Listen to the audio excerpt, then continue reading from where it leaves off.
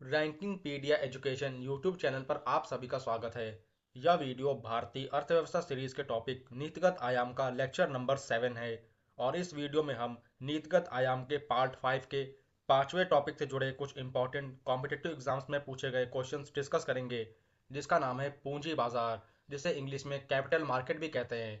तो स्टूडेंट्स, अगर आपने अभी तक हमारा यूट्यूब चैनल रैंकिंगपीडिया एजुकेशन सब्सक्राइब नहीं किया है तो इसे ज़रूर सब्सक्राइब कर लें और हमारी एप्लीकेशन रैंकिंग पीडिया एजुकेशन को तुरंत इंस्टॉल कर ले, जहां पर आपको अपकमिंग और प्रीवियस क्लास के notes YT class note section पर एप्लीकेशन में देखने को मिल जाएंगे, जहां से आप उसे फ्री में एक्सेस कर सकते हैं। मानव पूंजी में निवेश किया जा सकता है तो वह शिक्षा, प्रशिक्षण और चिकित्सा देखरेख के द्वारा किन तीन चीज़ों में किया जा सकता है निवेश? अगर मानव पूंजी की बात करें तो शिक्षा पहला हो गया, दूसरा प्रशिक्षण और तीसरा है चिकित्सा देखरेख के द्वारा। चलिए नेक्स्ट क्वेश्चन पे आते हैं।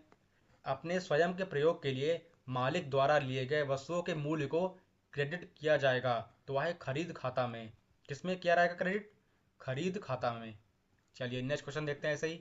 म्यूचुअल फंड और शेयर बाजारों के लिए मूलभूत विनियामक प्राधिकार प्राप्त है तो वह भारतीय प्रतिभूति एवं विनिमय बोर्ड को। किसे यह प्राधिकार प्राप्त है? म्यूचुअल फंड और शेयर बाजारों के लिए वह भारतीय प्रतिभूति एवं विनिमय बोर्ड को। केवल इन्हीं दोनों को मतलब प्राधिकार प्राप्त है, पहला भारतीय प्रतिभूति या फिर विनिमय बोर्ड। चलिए नेक्स्ट क्वेश्चन देखते हैं। विनिवेश आयोग से संबंधित है तो वह है जीवी रामकृष्णा। कौन संबंधित है विनिवेश आयोग से? जीवी रामकृष्णा। ये एग्जाम में क्वेश्चन पूछ सकता है और लोअर थर्ड में पूछा भी गया है कि विनिवेश आयोग से क्या संबंधित है, वह है जीवी रामकृष्णा।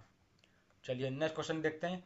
अवमूल्यन का क्या अर्थ है? तो उसका अर्थ होता है अन्य देशों की मुद्रा की तुलना में घरेलू मुद्रा का मान कम करना। क्या मतलब होता है अवमूल्यन का? अन्य देशों की मुद्रा की तुलना में घरेलू मुद्रा का मान कम करना, मतलब अपने देश की करेंसी को कम कर देना और बाकी देशों की करेंसी के हिसाब से अपनी अपनी करेंसी को कम करना। ये इसका मतलब होता है अवमूल्यन का। चलिए नेक्स्ट क्वेश्चन देखते हैं। लक्ष्मी विलास बैंक एलवीबी तमिलनाडु का 93 वर्षीय बैंक जो मुंबई की एक वित्तीय इकाई के साथ विलय हुआ है, इस इकाई का क्या नाम है? तो इस इकाई का नाम है इंडिया बुल्स हाउसिंग फाइनेंस। क्या नाम है इस इकाई का? India bulls housing finance. ये एग्जाम में क्वेश्चन पूछ सकता है कि एलवीबी जो तमिलनाडु का 93 वर्ष का बैंक था, जो इतना साल पुराना बैंक था एलवीबी तमिलनाडु का, वह मुंबई की एक वित्तीय इकाई के साथ उसका जिसका विलय हुआ है, वह कौन सी इकाई है? तो वह इकाई का नाम है इंडिया बुल्स हाउसिंग फाइनेंस। चलिए नेक्स्ट क्वेश्चन देखते हैं ऐसे ही। 100 रुपए की भारतीय मुद्रा पर राशि कितने भाषाओं में लिखी जाती है? तो वह टोटल 17 भाषाओं में। कितनी भाषाओं में लिखी गई है? टोटल 17 भाषाओं में लिखी गई है 100 रुपए की भारतीय मुद्रा पर राशि। 17, इसे आप याद रखिएगा कि 17 टोटल भाषाएं हैं जिन पर 100 रुपए की भारतीय मुद्रा में लिखी गई हैं, 17 भाषाएं। चलिए नेक्स्ट क्वेश्चन पे आते हैं। किसके बढ़ने के फलस्वरूप निजी निवेश में वृद्धि की अधिक संभावना होती है? तो वह है नई पूंजी पर अनुमानित प्राप्ति। क्या होता है? नई पूंजी पर अनुमानित प्राप्ति, उसके बढ़ने से फलस्वरूप जो रिजल्ट में आता है वह निजी निवेश में भी वृद्धि हो जाती है उसके बढ़ने से। चलिए नेक्स्ट क्वेश्चन देखते हैं ऐसे ही। फेमा FEMA का पूर्ण रूप क्या है? तो उसका पूर्ण रूप है फेमा का foreign exchange management act. F से फॉरेन, ई से एक्सचेंज, एम से मैनेजमेंट और ए से एक्ट। ये FEMA फेमा का फुल फॉर्म है या पूर्ण रूप है, फॉरेन एक्सचेंज मैनेजमेंट एक्ट। चलिए नेक्स्ट क्वेश्चन देखते हैं। अप्रैल 2019 में रिलायंस जियो ने कितनी धनराशि में चैटबॉट बनाने वाली स्टार्टअप फर्म हैप्टी का अधिग्रहण किया? तो वह 700 करोड़। कितने रुपए में किया था? वह धनराशि थी 700 करोड़। इतने रुपए लगा करके जो स्टार्टअप फर्म था हैप्टिक, उसका अधिग्रहण किया था अप्रैल 2019 में रिलायंस जियो ने, मतलब अंबानी की कंपनी ने किया था 700 करोड़ रुपए लगा करके। चलिए नेक्स्ट क्वेश्चन देखते हैं। गूगल कंपनी के साथ आवाज आधारित वित्तीय लेन देन शुरू करने के लिए साझेदारी की गई है तो वह है रिलायंस म्यूचुअल फंड ने। किसने पार्टनरशिप की है, साझेदारी की है? रिलायंस म्यूचुअल फंड ने गूगल कंपनी के साथ। और किसके लिए की है? आवाज आधारित वित्तीय लेन देन को शुरू करने के लिए। चलिए नेक्स्ट क्वेश्चन पे आते हैं। भारत में पूंजी निवेश के लिए वर्ष 2016 में सार्वजनिक निजी साझेदारी के लिए किस राज्य को अति अनुग्रहित का दर्जा प्राप्त हुआ था? तो वह था राज्य उत्तर प्रदेश। क्या कौन सा राज्य था? उत्तर प्रदेश। इसे आप याद रखिएगा, एग्जाम में पूछा गया है कि भारत में पूंजी निवेश के लिए 2016 वर्ष में सार्वजनिक निजी में पार्टनरशिप के लिए या साझेदारी के लिए किस राज्य को अनुग्रहित का दर्जा प्राप्त हुआ था? सबसे ज्यादा अनुग्रहित का मतलब दर्जा प्राप्त हुआ था, तो वह राज्य था उत्तर प्रदेश। एकमात्र ऐसा भारत का राज्य था जिसे अति अनुग्रहित का दर्जा प्राप्त हुआ था, तो वह राज्य था उत्तर प्रदेश। चलिए नेक्स्ट क्वेश्चन पे आते हैं। इक्विटी शेयर कैपिटल से निश्चित ब्याज वहन निधि के अनुपात को कहा जाता है, उसे कहते हैं पूंजी लाभ अनुपात। क्या कहा जाता है?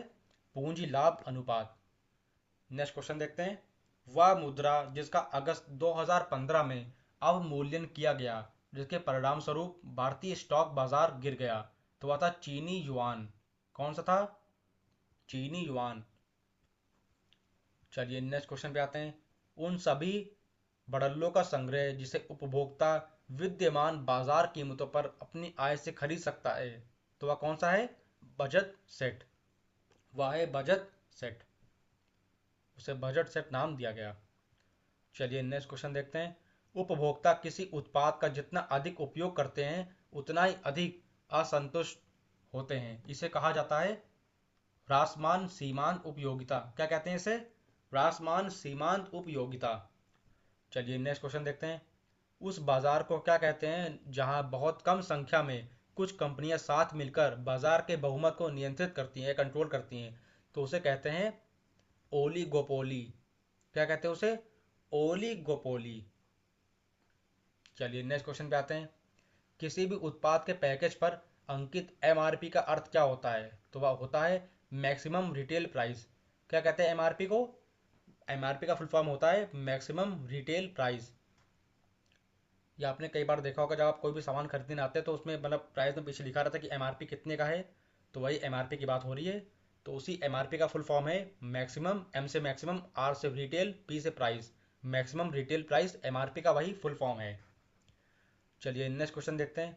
वह व्यक्ति जो एक साझेदारी फर्म को केवल अपना नाम देता है उसे क्या कहा जाता है? उसे कहते हैं नॉमिनल पार्टनर। क्या कहते हैं उसे?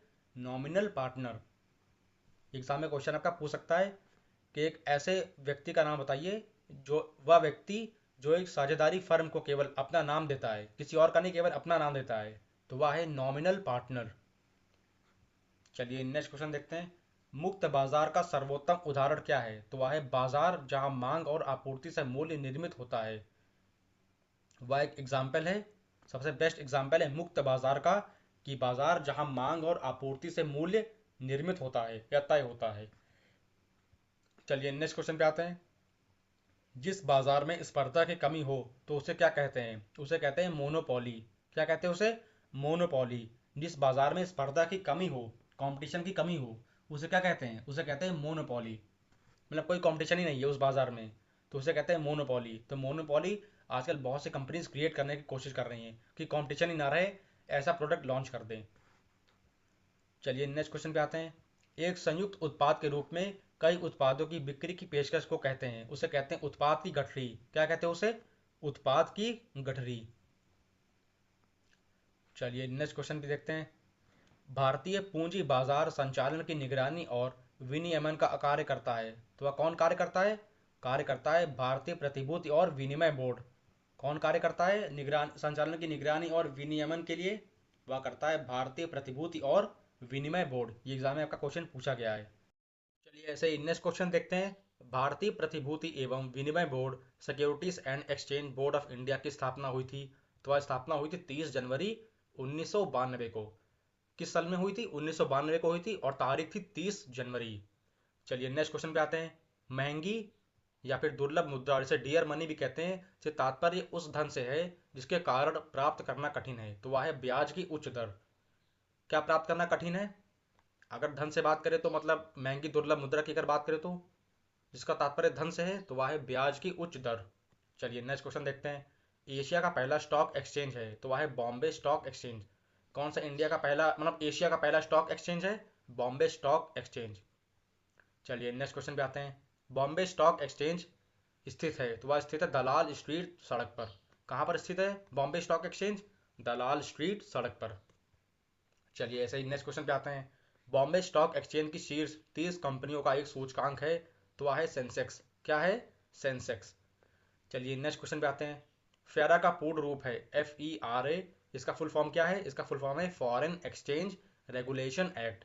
यह है फेरा का फुल फॉर्म। F से फॉरेन, E से एक्सचेंज, R से रेगुलेशन और A से एक्ट। तो फेरा का फुल फॉर्म है या उसका पूर्ण रूप है फॉरेन एक्सचेंज रेगुलेशन एक्ट। ये एग्जाम में क्वेश्चन आपका पूछ सकता है। चलिए नेक्स्ट क्वेश्चन पे आते हैं। पूंजी प्राप्ति का हिस्सा नहीं है, तो वह है कर। जो कर है वह पूंजी प्राप्ति का हिस्सा नहीं है। चलिए नेक्स्ट क्वेश्चन देखते हैं। वह भारतीय स्टॉक एक्सचेंज जो अपना खुद का प्रारंभिक सार्वजनिक प्रस्ताव मतलब IPO लाने की योजना बना रहा है, तो वह है नेशनल स्टॉक एक्सचेंज NSE। कौन सा स्टॉक एक्सचेंज जो खुद का मतलब IPO लाने की योजना बना रहा है ऐसा भारतीय स्टॉक एक्सचेंज, तो वह है नेशनल स्टॉक एक्सचेंज NSE। चलिए नेक्स्ट क्वेश्चन देखते हैं। नेशनल स्टॉक एक्सचेंज का मुख्यालय है, तो उसका हेडक्वार्टर कहाँ पर है? मुंबई शहर में। महाराष्ट्र राज्य के मुंबई शहर में नेशनल स्टॉक एक्सचेंज का मुख्यालय है। चलिए ऐसे ही नेक्स्ट क्वेश्चन पे आते हैं। सार्वजनिक क्षेत्र के उपक्रमों में प्रदत्त शेयर पूंजी का प्रतिशत हिस्सा केंद्र सरकार द्वारा या किसी राज्य सरकार द्वारा या आंशिक रूप से केंद्र सरकार और आंशिक रूप से एक या एक से अधिक राज्य सरकारों द्वारा धारण किया जाता है, तो वह है कितने परसेंट? 51% या उससे अधिक। कितने परसेंट किया जाता है? 51% मतलब 51% या उससे अधिक या उससे ज़्यादा। चलिए नेक्स्ट क्वेश्चन पे आते हैं। सेबी का पूर्ण रूप है, तो सेबी का फुल फॉर्म है securities and exchange board of India. यह है सेबी का फुल फॉर्म। चलिए नेक्स्ट क्वेश्चन पे आते हैं। नेशनल स्टॉक एक्सचेंज की स्थापना के लिए अनुशंसा की गई थी, तो वह की गई थी फेरवानी समिति द्वारा। किस समिति द्वारा की गई थी नेशनल स्टॉक एक्सचेंज की स्थापना की अनुशंसा? फेरवानी समिति द्वारा। इसे आप याद रखिएगा। चलिए नेक्स्ट क्वेश्चन पे आते हैं। फंड जिसे निधियां भी कहते हैं जो विशेष रूप से सरकारी प्रतिभूतियों में निवेश होते हैं, वे क्या कहलाते हैं? वे कहलाते हैं गिल्ट फंड। क्या कहलाते हैं वे? Gilt fund.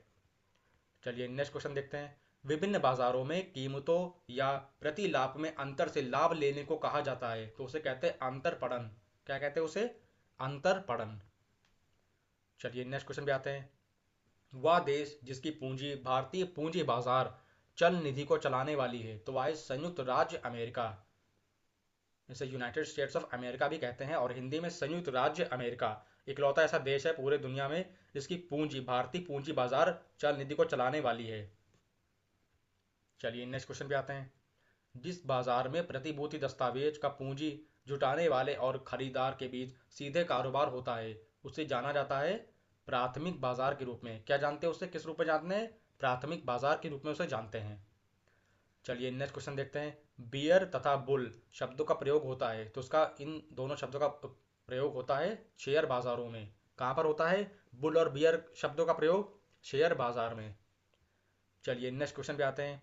कृषि उत्पादों में व्यापार के लिए भारत का पहला कृषि वायदा सूचकांक है, तो वह है एग्रीडेक्स। क्या है? कौन सा वायदा सूचकांक है पहला कृषि का भारत का? वह है एग्रीडेक्स। ये एग्जाम में आपका क्वेश्चन पूछ सकता है कि कृषि उत्पादों में व्यापार के लिए मतलब बिजनेस के लिए भारत का पहला कृषि वायदा सूचकांक बताइए, तो वह है एग्रीडेक्स।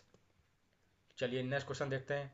शब्द भेड़िया लेन देन मतलब इनसाइडर ट्रेडिंग संबंधित है, तो वह संबंधित है किससे? क्या रिलेशन है उसका उससे? तो वह है शेयर बाजार से। उसका रिलेशन है शेयर बाजार से। किसका? इनसाइडर ट्रेडिंग का, जिससे कहते हैं भेड़िया लेन देन।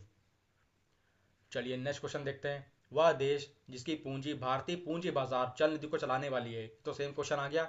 इसका आंसर है संयुक्त राज्य अमेरिका। चलिए नेक्स्ट क्वेश्चन देखते हैं। बचतों और वित्तीय संस्थाओं की प्रभाविता पर निर्भर करती है, तो वह है पूंजी निर्माण की प्रक्रिया। जो प्रोसेस होता है पूंजी निर्माण का, कैपिटल डेवलपमेंट का, उसके प्रोसेस को मतलब वह बचतों और वित्तीय संस्थानों की प्रभाविता पर निर्भर करती है, डिपेंड करती है। चलिए ऐसे ही नेक्स्ट क्वेश्चन देखते हैं। पूंजी निर्माण के लिए एक अनिवार्य कारक है, तो वह है निवेश। कौन सा अनिवार्य कारक है? निवेश मतलब इनोवेशन, इंग्लिश में इसे कहते हैं। चलिए नेक्स्ट क्वेश्चन पे आते हैं। भारत में थोक मूल्य सूचकांक मतलब WPI के आंकड़े जारी करता है, तो कौन जारी करता है WPI के आंकड़े? वह है वाणिज्य एवं उद्योग मंत्रालय। कौन जारी करता है WPI के आंकड़े भारत में? वह है वाणिज्य एवं उद्योग मंत्रालय। ये एग्जाम में क्वेश्चन आपका पूछ सकता है। और देखिए यूपी PCS में पूछा भी गया है क्वेश्चन कि WPI के आंकड़े कौन जारी करता है भारत में, तो वह है वाणिज्य एवं उद्योग मंत्रालय। चलिए नेक्स्ट क्वेश्चन पे आते हैं। नवरत्न का तात्पर्य है, तो नवरत्न का तात्पर्य है सार्वजनिक क्षेत्र के वे नव उद्योग जिन्हें पूर्ण स्वायत्तता प्रदान की गई है, जिन्हें पूरी मतलब छूट जो है दी गई है, पूरा फ्री कर दिया गया है कि वो अपने हिसाब से बिजनेस को मैनेज करें। तो वह मतलब होता है नवरत्न का। जितने भी नौ उद्योग होते हैं उन्हें पूर्ण स्वायत्तता प्रदान कर देना। चलिए नेक्स्ट क्वेश्चन पे आते हैं। सीबीडीटी जुड़ा रहता है, तो वह जुड़ा रहता है आयकर के नियमन से। किससे जुड़ा रहता है सीबीडीटी? आयकर के नियमन से। चलिए नेक्स्ट क्वेश्चन देखते हैं। भारत में पूंजी निर्माण के आंकड़े एकत्रित करने का काम करता है, तो वह है भारतीय रिजर्व बैंक और केंद्रीय सांख्यिकीय संगठन। कौन करता है पूंजी निर्माण के आंकड़े एकत्रित? वह काम करता है भारतीय रिजर्व बैंक मतलब आरबीआई और केंद्रीय सांख्यिकीय संगठन। भारत के शेयर बाजार के कार्य को नियंत्रित करता है, तो वह है सेबी। सेबी एकमात्र ऐसा मतलब है जो शेयर बाजार के कार्य को कंट्रोल करता है, उसे नियंत्रित करता है। चलिए नेक्स्ट क्वेश्चन पे आते हैं। क्षतिपूर्ति का सिद्धांत लागू नहीं होता है, तो वह लागू नहीं होता समुद्री बीमा पर। किस पे लागू नहीं होता है क्षतिपूर्ति का सिद्धांत? वह लागू नहीं होता है समुद्री बीमा पर। ये एग्जाम में क्वेश्चन आपका पूछ सकता है। चलिए नेक्स्ट क्वेश्चन देखते हैं। एक्चुअरीज शब्द संबंधित है, तो वह संबंधित है बीमा से। किससे संबंधित है? बीमा से। चलिए नेक्स्ट क्वेश्चन देखते हैं। कंपनी की साख की स्थिति का मूल्यांकन करता है, तो वह कौन करता है मूल्यांकन? वह है क्रिसिल। कौन मूल्यांकन करता है? क्रिसिल। चलिए नेक्स्ट क्वेश्चन पे आते हैं। स्मार्ट मनी शब्द का प्रयोग होता है, तो उसका प्रयोग होता है क्रेडिट कार्ड में। कहाँ प्रयोग होता है स्मार्ट मनी का? क्रेडिट कार्ड में। जब उसे स्वाइप करते हैं तो उस वक्त इसका प्रयोग किया जाता है स्मार्ट मनी शब्द का। चलिए नेक्स्ट क्वेश्चन देखते हैं। मुख्यतया बैंकों द्वारा जारी किए गए क्रेडिट कार्ड का आशय है, तो उसका आशय किससे है? प्लास्टिक मनी से। किससे आशय है इसका? क्रेडिट कार्ड का प्लास्टिक मनी से। चलिए नेक्स्ट क्वेश्चन देखते हैं। यह अवैध आय है जिस पर आयकर नहीं दिया गया है, तो वह है काली मुद्रा। क्या है? काली मुद्रा। चलिए नेक्स्ट क्वेश्चन देखते हैं। National stock exchange of India का प्रवर्तक है, तो वह है भारतीय स्टेट बैंक, और दूसरा एलआईसी, और फिर जीआईसी और आईडीबीआई। ये चार बैंक हैं जो national stock exchange of India का प्रवर्तक है। पहला भारतीय स्टेट बैंक, दूसरा एलआईसी, और फिर तीसरा जीआईसी, और फिर चौथा आईडीबीआई। तो ये एग्जाम में क्वेश्चन पूछ सकता है और यूपी पीसीएस प्री में पूछा भी गया ये क्वेश्चन आपका ये, कि national stock exchange of India का प्रवर्तक कौन है। तो चार बैंक हैं, चारों के नाम बताइए। पहला भारतीय स्टेट बैंक, दूसरा एलआईसी, तीसरा जीआईसी, और फिर चौथा लास्ट में आता है आईडीबीआई। ये चार बैंक हैं जो national stock exchange of India के प्रवर्तक हैं। चलिए नेक्स्ट क्वेश्चन पे आते हैं। पूंजी बाजार से आशय है, तो उसका आशय है शेयर बाजार से। किससे आशय है पूंजी बाजार का? शेयर बाजार से। चलिए नेक्स्ट क्वेश्चन देखते हैं। यह भारत का सबसे पुराना शेयर बाजार है। इसे दलाल स्ट्रीट के नाम से भी जाना जाता है, एवं इसके शेयर सूचकांक को सेंसेक्स नाम से जाना जाता है, तो वह है बम्बई शेयर बाजार। कौन सा शेयर बाजार है? बम्बई शेयर बाजार। चलिए नेक्स्ट क्वेश्चन देखते हैं। टोक्यो स्टॉक एक्सचेंज में अंश मूल्य सूचकांक है, तो वह है निक्की। क्या मतलब सूचकांक है मूल्य का उसका टोक्यो स्टॉक एक्सचेंज में? तो वह है निक्की। जैसे यहाँ पर सेंसेक्स है तो वहाँ पर निक्की चलता है। टोक्यो स्टॉक एक्सचेंज की अगर बात करें तो जापान में। चलिए नेक्स्ट क्वेश्चन देखते हैं। विश्वसनीय प्रतिभूतियों से तात्पर्य है, तो उसका तात्पर्य किससे है? ऐसे शेयर जिन पर लगातार ऊंची दर का लाभ हो, जिनसे हाई प्रॉफिट कमाया जा सके, मतलब हमेशा प्रॉफिट ही रहे, मतलब ऊंची दर का मतलब काफ़ी हाई लेवल पे प्रॉफिट मिले, ऐसी शेयर। तो उसका मतलब विश्वसनीय प्रतिभूतियों से तात्पर्य होता है। चलिए नेक्स्ट क्वेश्चन देखते हैं। भारत में प्रथम स्टॉक एक्सचेंज स्थापित हुआ था, तो पहली बार कब स्थापित किया गया था स्टॉक एक्सचेंज भारत में? वर्ष 1882 में। किस वर्ष किया गया था? वर्ष 1882 में। चलिए नेक्स्ट क्वेश्चन पे आते हैं। मुक्त बाजार अर्थव्यवस्था का एक महत्वपूर्ण पहलू क्या है? तो आए पूंजीवादी। क्या है महत्वपूर्ण पहलू मुक्त बाजार अर्थव्यवस्था का? पूंजीवादी। चलिए नेक्स्ट क्वेश्चन देखते हैं। सही उत्पादन प्रक्रिया में उपयोग किए जाने वाले सभी मूर्त संसाधनों जैसे कच्चा माल और श्रम के मूल्य को कहा जाता है, तो उसे कहते हैं वास्तविक लागत। क्या कहते हैं उसे? वास्तविक लागत।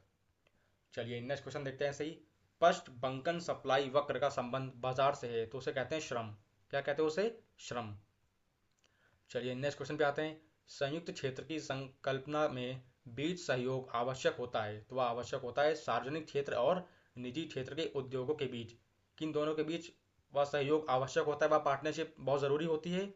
अगर बात करें संयुक्त क्षेत्र की संकल्पना की, तो वह पहला है सार्वजनिक क्षेत्र और फिर दूसरा है निजी क्षेत्र के उद्योगों, इन दोनों के बीच जो पार्टनरशिप होती है वह बहुत ज़रूरी होती है, आवश्यक होती है उनका सहयोग। चलिए नेक्स्ट क्वेश्चन देखते हैं। यह कारक उत्पादन को प्रभावित नहीं करता है, तो वह उत्पादन के बाद प्राप्त धन। तो यह चीज कारक उत्पादन को प्रभावित नहीं करती, बिल्कुल भी इफेक्ट नहीं करती है। उत्पादन के बाद जो प्राप्त धन होता है वह चीज बिल्कुल प्रभावित नहीं करती है कारक उत्पादन को। एग्जाम में क्वेश्चन आपका पूछ सकता है कि कौन सी ऐसी चीज है जो कारक उत्पादन को प्रभावित नहीं करती है, तो वह उत्पादन के बाद प्राप्त हुआ धन। चलिए नेक्स्ट क्वेश्चन देखते हैं। मूल्य ह्रास की टूट फूट के लिए एक वार्षिक भत्ता है, तो वह पूंजीगत वस्तुओं पर। किस पर है वार्षिक भत्ता? है पूंजीगत वस्तुओं पर। चलिए नेक्स्ट क्वेश्चन पे आते हैं। उस ग्राफ को नाम दिया गया है जो दो वस्तुओं के उन सभी संयोजनों को दर्शाता है जिसे एक उपभोक्ता किसी बाजार मूल्य पर और आर्थिक दृष्टि से आय के विशेष आय स्तर के भीतर खर्च कर सकते हैं, तो वह है बजट रेखा। क्या कहते हैं उसे?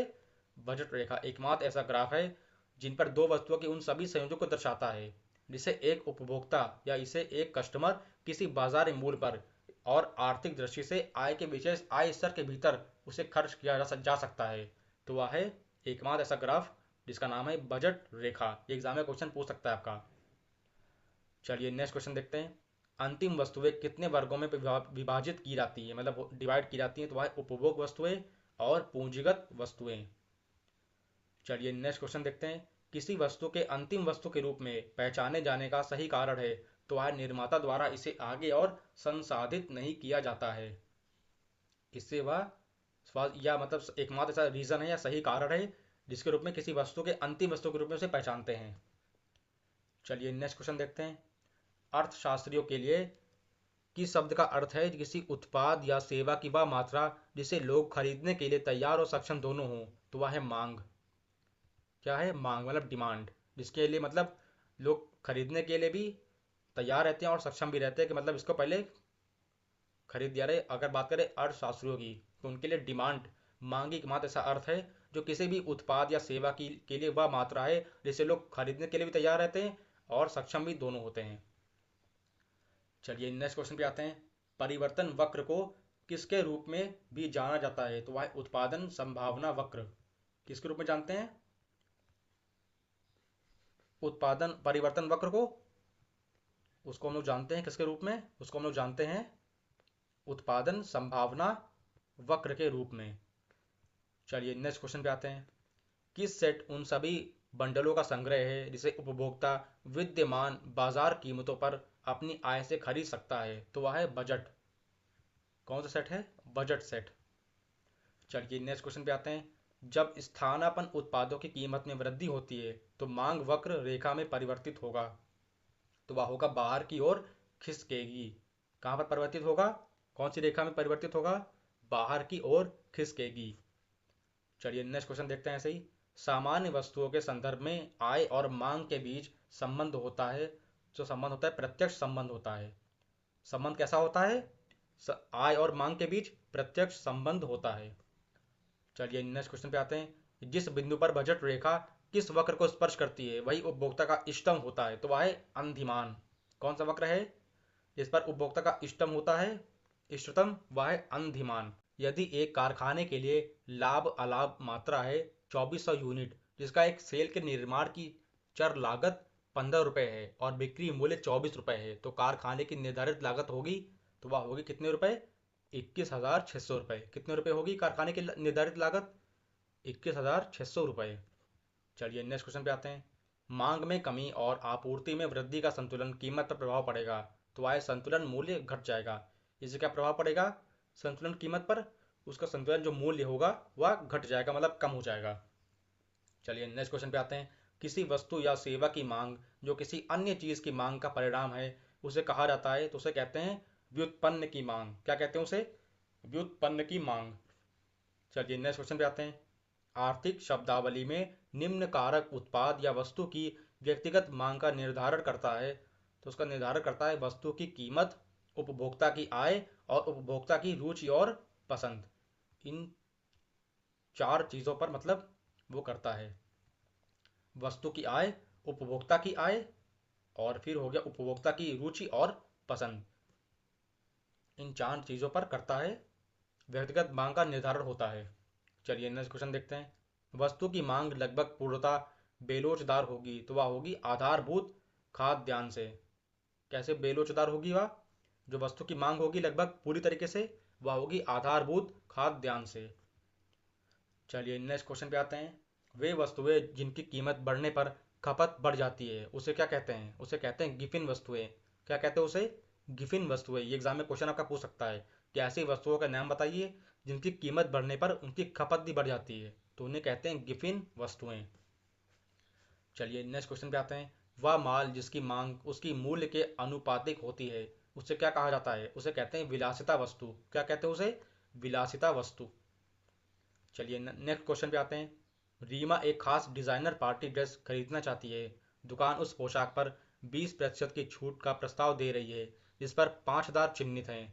यदि रीमा उस पोशाक के लिए 7,000 रुपये का भुगतान करने के लिए भी तैयार थी तो रीमा का उपभोक्ता अधिशेष कितना होगा? तो वह होगा रुपये 3,000। कितने रुपए होगा? 3,000 रुपये। इसे आप कैलकुलेट करिएगा तो आंसर आपका निकल के आएगा 3,000 रुपये उसका अधिशेष होगा रीमा का। चलिए नेक्स्ट क्वेश्चन पे आते हैं। इस एक वस्तु की मांग में वृद्धि का कारण होगा तो वह होगा इसकी स्थानापन्न। वस्तु की कीमत में वृद्धि हो जाएगी। क्या होगी? इसके स्थानापन्न वस्तु की कीमत में वृद्धि हो जाएगी, बढ़ोतरी हो जाएगी, मतलब इंक्रीज कर जाएगा।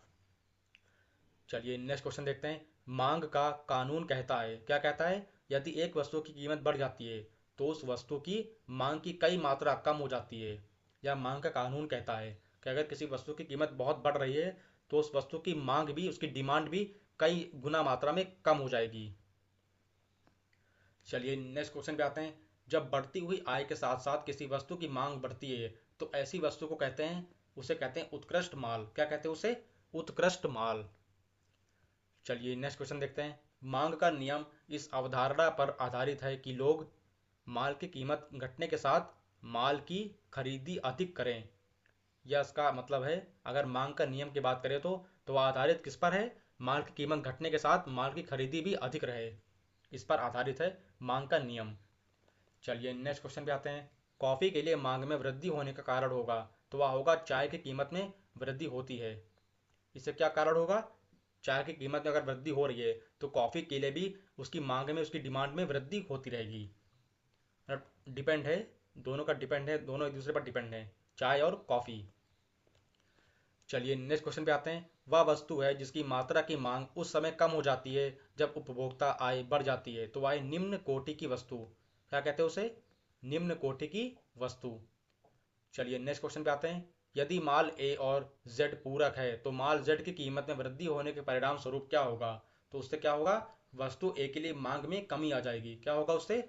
वस्तु ए के लिए जो डिमांड होगा, जो उसकी मांग होगी, उसमें कमी आ जाएगी।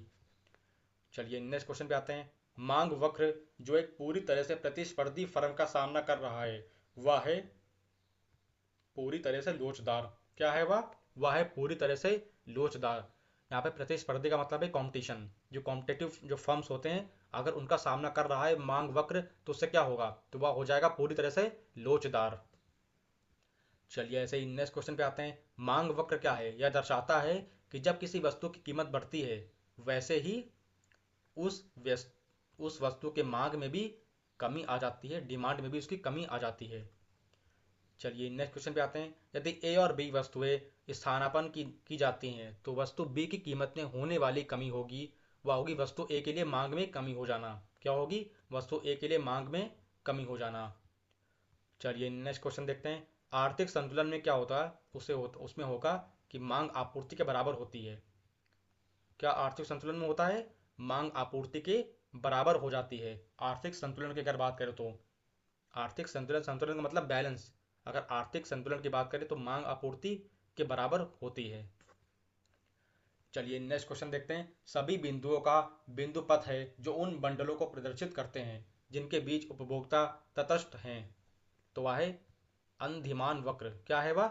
अंधिमान वक्र। चलिए नेक्स्ट क्वेश्चन पे आते हैं।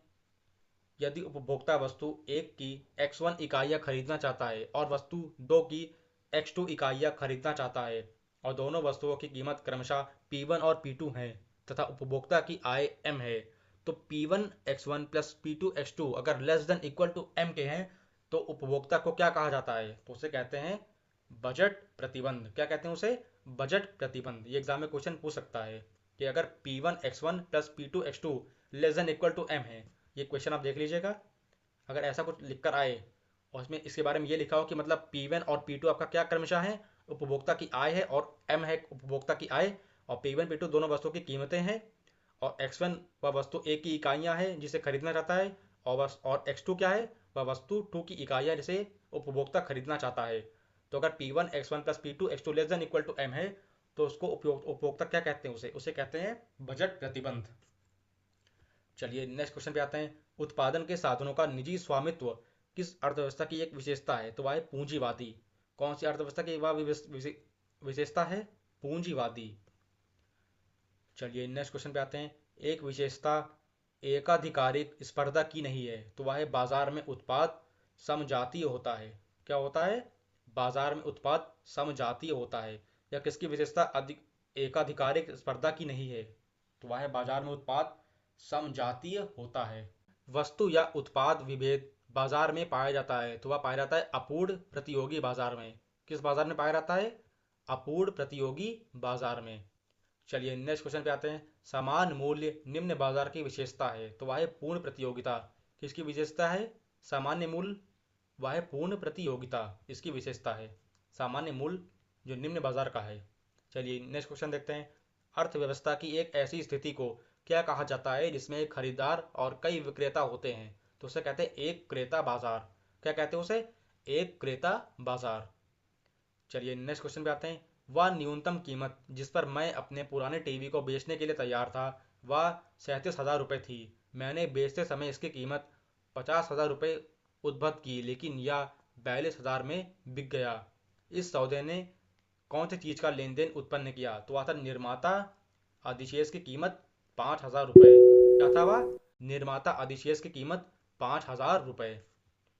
चलिए नेक्स्ट क्वेश्चन देखते हैं। पूर्ण प्रतियोगिता में क्या होगा, मांग वक्र पूरी तरह से लचीला हो जाएगा। क्या होगा, पूर्ण प्रतियोगिता में मांग वक्र जो होगा वह पूरी तरीके से लचीला हो जाएगा। चलिए नेक्स्ट क्वेश्चन पे आते हैं। एक ऐसा बाजार जिसमें तैयार माल या सेवा खरीदी और बेची जाती है, उसे क्या कहते हैं, उसे कहते हैं प्रोडक्ट बाजार। क्या कहते हैं उसे, जहाँ पर तैयार किया गया माल या सेवा खरीदी और बेची जाती है, उसे कहते हैं प्रोडक्ट बाजार। चलिए लास्ट क्वेश्चन देखते हैं इस टॉपिक से जुड़ा हुआ। पूंजीगत व्यय का माना जाता है, तो उसे क्या क्या मानते हैं, उसे मानते हैं स्कूल की इमारत का निर्माण। पूंजीगत व्यय माना जाता है स्कूल की इमारत का निर्माण के रूप में उसे जानते हैं।